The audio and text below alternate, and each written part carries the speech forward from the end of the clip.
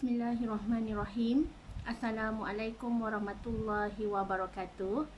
Selamat petang kepada semua rakan serta follower di page FTR Bidadari Solution. Okey, apa khabar anda semua hari ini? Didoakan agar semuanya dalam keadaan sihat walafiat, sentiasa diberikan kemudahan dan juga ketenangan dalam setiap urusan yang kalian lakukan pada hari ini dan hari seterusnya, dipermudahkan oleh Allah Subhanahu Wa Taala. Okey, hari ini merupakan perkongsian ilmu daripada Solehah di page hari yang ke-20 pada tahun ini. Alhamdulillah. Okey, boleh tolong share dan boleh tolong kongsikan laju-laju Solehah punya link FB Live pada hari ini, supaya lebih ramai orang yang akan dapat manfaat daripada perkongsian ilmu yang berkat, insya-Allah. Waalaikumsalam. Hai Kak Imam. Okey, sebelum tu jom sama-sama kita berselawat dan berdoa semoga Allah memberkati majlis ilmu kita pada hari ini, insya-Allah.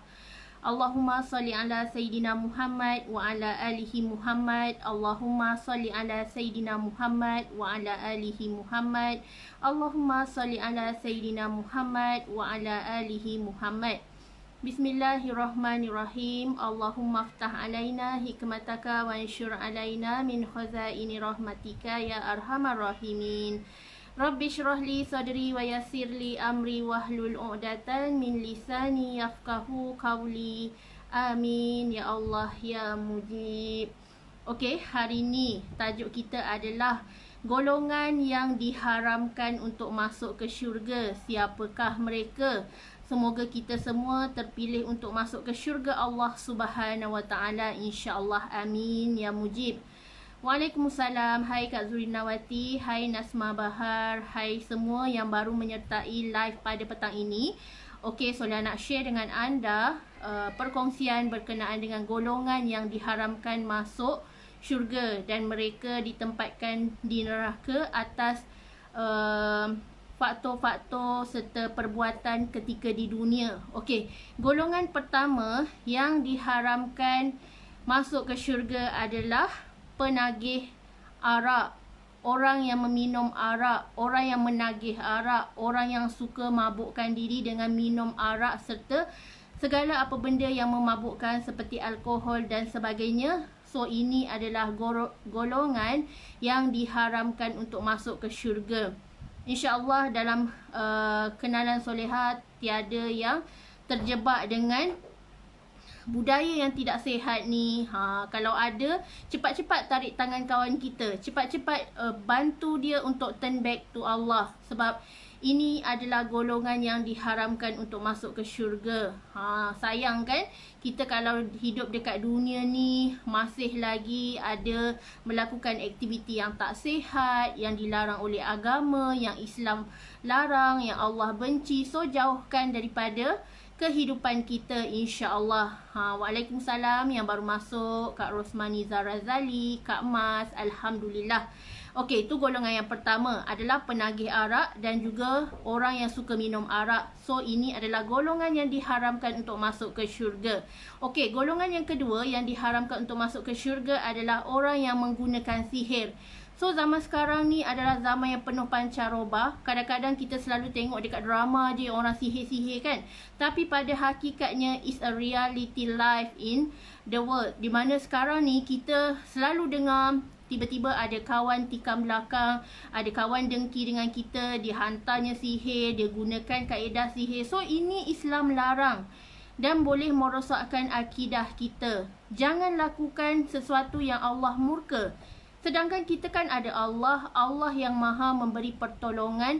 Allah adalah tempat kita bersandar. Kenapa kita nak guna sesuatu perkara yang tidak elok, yang sangat memudaratkan kehidupan orang lain? Sebabnya kesan daripada sihir ni menyebabkan hubungan suami isteri retak. Tiba-tiba isteri benci dekat suami, suami benci dekat isteri. Rupa-rupanya dia kena sihir daripada seseorang yang hantar kepada dia, makhluk Allah yang hantar kepada dia. So jauhi segala sihir-sihir, segala bomoh-bomoh, segala benda yang Allah larang dekat muka bumi ni, jangan kita buat dekat orang.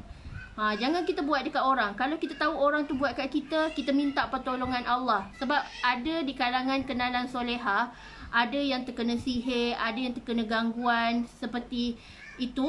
Kita kena banyakkan amalan. Caranya adalah kita turn back to Allah, banyakkan amalan kita, kita jaga solat kita jaga zikir kita jaga mengaji kita Al-Quran kita. InsyaAllah Allah yang paling berkuasa.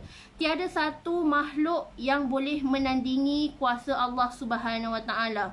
So sihir ke, bomoh ke, syaitan ke, tiada apa yang dapat melawan melainkan kuasa Allah Azza wa Jalla. So jangan bertindak melulu.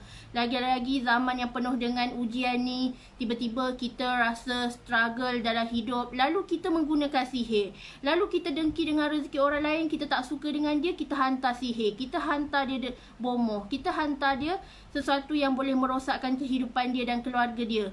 So tak naklah macam ni. Islam tu kan indah, Islam tu kan suka memaafkan, Islam tu kan suka silaturahim yang penuh dengan kasih sayang. Okey, tu golongan yang akan diharamkan untuk masuk ke syurga Allah. Golongan yang ketiga adalah mereka yang memakan riba dan juga memakan harta anak yatim. Ni pun banyak sangat berlaku, rasuah, penyelewengan duit.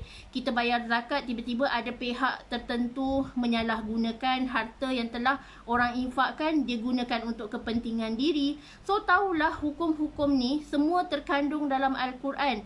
Orang yang makan riba, orang yang makan harta anak yatim, orang yang menzalimi anak yatim, orang yang menzalimi golongan-golongan yang tertindas, maka mereka ditempatkan di dalam neraka, diharamkan untuk masuk ke syurga. So cek balik rezeki kita pada hari ini. Adakah rezeki yang kita makan pada hari ini rezeki yang berkat, rezeki yang halal, rezeki yang bersih, halalan thayyiban?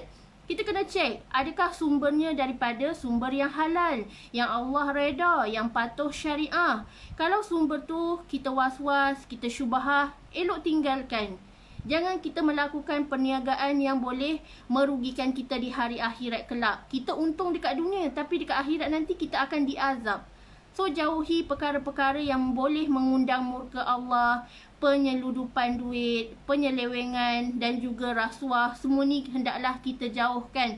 Sebabnya di akhirat nanti tempatnya hanyalah di neraka Jahannam. Kita tak layak untuk masuk ke syurga andai kita masih ada lagi dalam golongan orang yang makan riba dan juga makan harta anak yatim. Patutnya anak yatim ni kita lindungi. Mereka ni tak ada mak ayah, so kita kasihi mereka. Bukannya kita memakan harta mereka. Okey, tu golongan yang ketiga. Golongan yang keempat yang diharamkan untuk masuk ke syurga adalah pemimpin yang tidak jujur. So pemimpin agama Islam di sebuah negara Islam hendaklah pemimpin yang adil, yang bijaksana, yang saksama terhadap seluruh rakyatnya.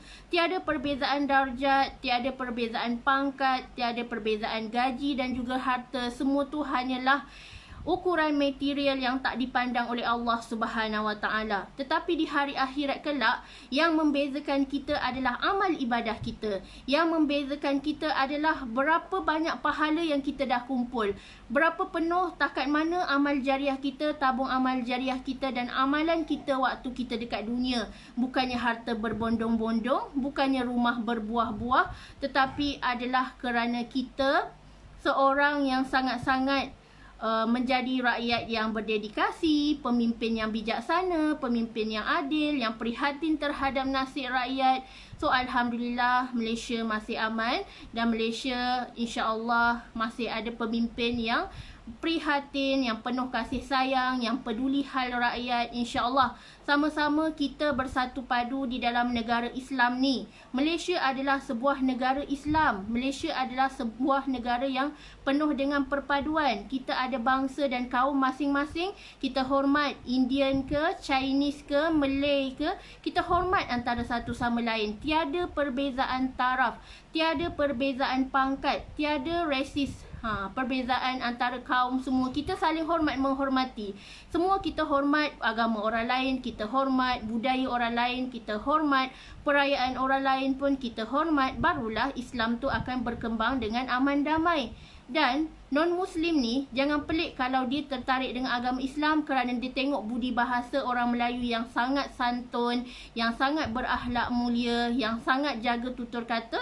Sebab tu Islam tu adalah contoh kepada bangsa lain. Islam ni adalah contoh kepada kaum lain. So kita tunjukkan contoh-contoh yang baik. Kita tunjukkan tauladan yang baik kepada mereka kerana pemimpin kita dahulu adalah baginda Rasulullah SAW, adalah pemimpin yang sangat benar, bijaksana, menyampaikan dan juga sangat-sangat adil dalam pentadbiran Islam. InsyaAllah. Okey, golongan yang seterusnya yang diharamkan masuk ke dalam syurga adalah lelaki dayus yang biarkan keluarga dia mendedahkan aurat, lelaki yang membiarkan anak-anaknya melakukan perkara sumbang. Sebagai contoh, dalam satu keluarga, si ayah akan ditempatkan di dalam neraka kalaunya bila dia tengok dekat dunia ni anak dia dedahkan aurat, dia tak tegur, anak dia buka tudung free hair, dia tak tegur. So tanggungjawab seorang pemimpin keluarga adalah untuk mendidik ahli keluarganya, menegur anak untuk menggunakan cara hidup Islam yang sebenar-benarnya. Bukannya kita dekat dunia ni menjadi lelaki yang dayus, yang takut nak tegur isteri, yang takut nak tegur anak-anak, sedangkan kita pemimpin keluarga, ketua keluarga. Inilah contoh kepada keluarga kita. So maka lelaki yang dayus, yang tak nak menegur, yang terus membiarkan anak dan isterinya terus melakukan dosa, mendedahkan aurat, tak jaga maruah diri, so lelaki ini adalah tempatnya di neraka jahanam, diharamkan masuk syurga. Sebab tu syurga seorang isteri di bawah telapak kaki seorang suami. Suami ni adalah contoh keluarga. Suami ni adalah tulang belakang dan juga orang yang dapat memimpin keluarga kita. Kita nak pastikan kita ni masuk syurga dengan selamat, berpimpin tangan dengan seluruh ahli keluarga kita. So lelaki yang dayus ni tak layak untuk masuk ke dalam syurga. Allah larang mereka yang sentiasa membiarkan tiba-tiba kita, isteri kita, sebelum ni contohnya isteri kita sebelum ni tak tutup aurat, tapi sejak kita dah kahwin dengan dia, kita tegur dia slow-slow, yang ayang pakai tudung cantik ni, lagi cantik kalau ayang labuhkan. So seorang suami hendaklah pandai untuk mengubah penampilan seorang isteri menjadi isteri yang solehah, isteri yang menyejukkan hati, isteri yang sentiasa didambakan oleh ahli-ahli syurga yang sangat Allah kasihi semuanya. So insya-Allah semoga anda semua terpilih menjadi isteri solehah, menjadi suami yang terbaik, suami yang soleh, pemimpin keluarga dan membahagikan seluruh ahli keluarganya. Okey, dan yang terakhir, golongan yang diharamkan masuk syurga adalah anak derhaka. Anak yang derhaka kepada ibu bapanya diharamkan masuk syurga. So jadikanlah kita ni seorang anak yang soleh dan solehah. Selalu ambil berat tentang ibu bapa kita di kampung. Kalau tak dapat balik kampung, kita telefon, buat video call, selalu tanya khabar, mak, abah sihat ke dekat kampung. So itu adalah anak solehah. Kita kena prihatin. Dan kadang-kadang kalau waktu banjir kita tahu mak kita tak cukup bekalan makanan, kita hulurlah bantuan. Kita kan ada sekarang ni servis delivery, ada servis kedai-kedai berdekatan. Kita just call, nanti ada jerana yang tolong hantar bantuan-bantuan makanan kepada mak ayah kita di kampung. So jangan jadikan jarak ni adalah penghalang kita untuk berbakti kepada ibu bapa. Sekarang ni zaman dah canggih, semuanya di hujung jari kita. Kita klik-klik, tiba-tiba barang dah sampai dah depan rumah mak ayah kita. So cuma kita ni, kita nak berbakti kepada ibu bapa kita, kita terus bagi alasan sibuk lah, PKP lah, tak ada duit lah, gaji cukup-cukup makan lah. Tetapi kalau kita anak yang baik, rezeki yang sedikit tu kalau berkat, maka dia adalah rezeki yang cukup. Jangan kita terus bagi alasan, jangan berkira dengan mak ayah kita. Kita tahu mak ayah kita dekat kampung ni tak sihat, tiba-tiba kita tahu bekalan ubat-ubatan mereka dah habis. Kenapa kita tak tolong belikan ke? Kita tak minta tolong jiran kita ke? Tolong belikan ya, saya nanti transfer duit. Tolonglah, kesian mak abah dah lama tak sihat. Tolong bawakan pergi klinik. So kita, kalau kita nak jadi ahli syurga, jadi kita kena jadi seorang anak yang soleh dan solehah. anak yang berbakti kepada kedua ibu bapanya sehingga akhir hayat.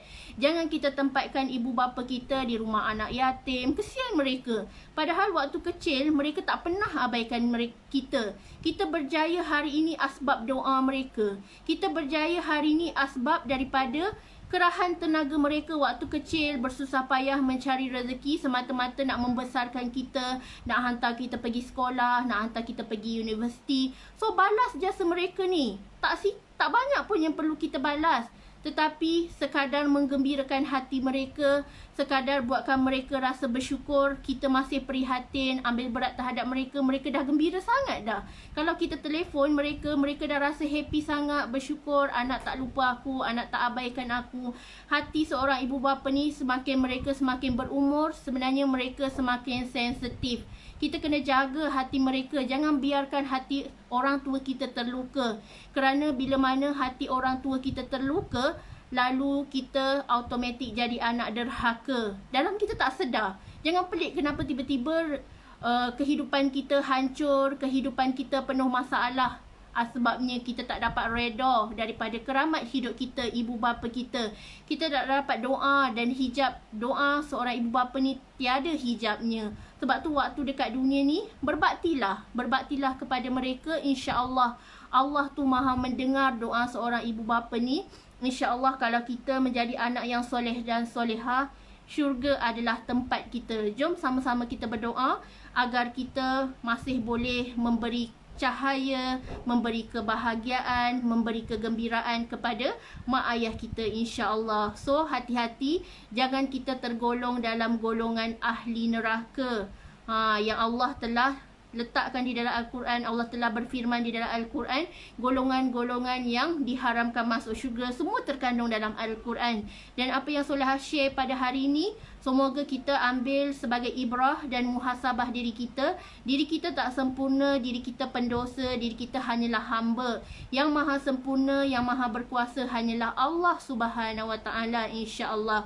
Kalau rindu dekat mak ayah kita yang telah meninggal dunia, sedekahkan Al-Fatihah kepada mereka, bacakan Yasin kepada mereka, hadiahkan mereka, wakafkan Al-Quran sempena nama mereka, insya-Allah pahalanya akan mengalir. Walaupun mereka di alam sana, Allah tetap sentiasa memberi rahmat dan mencucuri segala nikmat ke atas arwah, insya-Allah. Okey, wabillahi taufik wal hidayah.